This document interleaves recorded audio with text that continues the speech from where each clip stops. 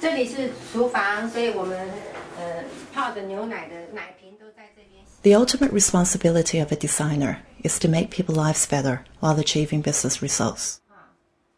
To do this, it must start with learning about what matters to people. Much like archaeologists, we never know what we're looking for at the beginning. However, by slowly uncovering pieces of evidence, meaningful patterns start to emerge. And eventually, we unearth something significant.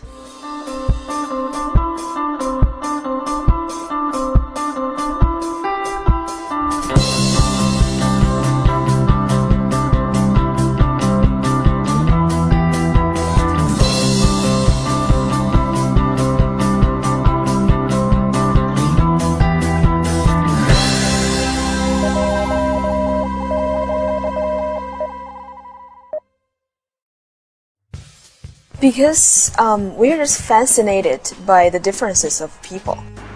As the world that we get exposed to become much more complex, people start to develop the logic and preferences on different things.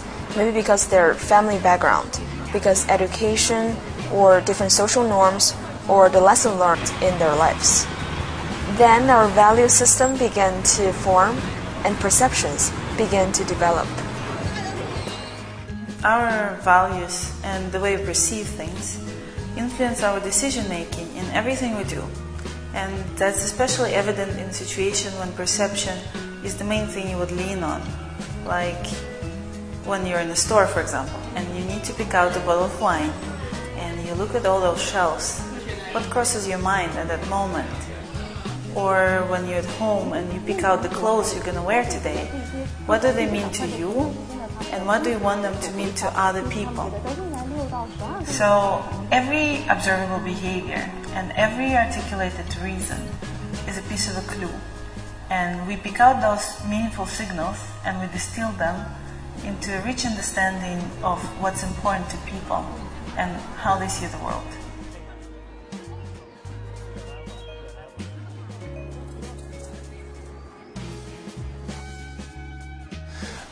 There are some cases, and perhaps many more cases than we assume, in which the fundamental assumptions that companies are making actually are quite off. The fundamental concept frameworks in which products are developed are really quite off. We could spend all day at the whiteboard. We could have as many post-its as we like. But in the end, there are some assumptions and value systems and meaning systems that are so counterintuitive that unless we go into the world of our possible informants or consumers, we would never know to question. When we observe and talk to people, we collect a rich, almost overwhelming amount of information. However, the most valuable part of what we do is actually to identify the meaningful signals and figuring out how to piece them back together. The interpretation process is actually highly organized messiness. That's quite deliberate for us, so we don't let our early assumptions hold us back. There's a saying by Henry Ford, if I had asked people what they wanted, they would have told me faster horses. And that clearly illustrates why we never base our answers solely on what we hear or what we observe. Because the information that we gather from the field are merely signals that require interpreting. The result of that interpretation ladder up to a high level values that we then leverage to understand the consumer's logic systematically. Design is really comprised of two parts. It's the decoding of signals. And the designer has a really unique role in that they have a hypersensitive intuition about decoding the meaning of things. They know that only when you understand what's truly meaningful to someone deep down inside can you translate that into an offering that people will find valuable. This is what designers do instinctively. The traditional thinking is that designers dress up or give form to an object. That's a very narrow perspective, and it's detrimental to businesses that intend to innovate. It's highly critical that you involve designers in the front-end discovery process, because they're some of your most divergent thinkers in your organization.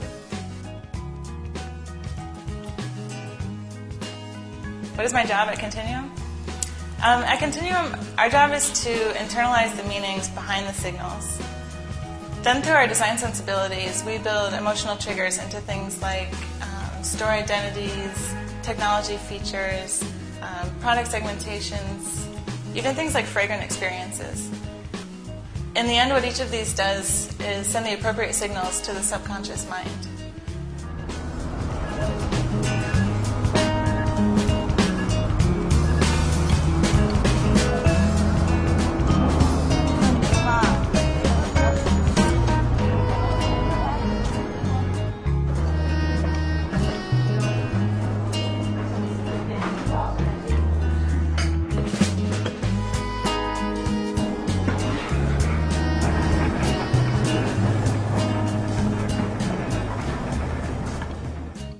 I really believe that in the future, the companies that best design for the invisible mind will be the ones that own the hearts and minds and the wallets of the consumers.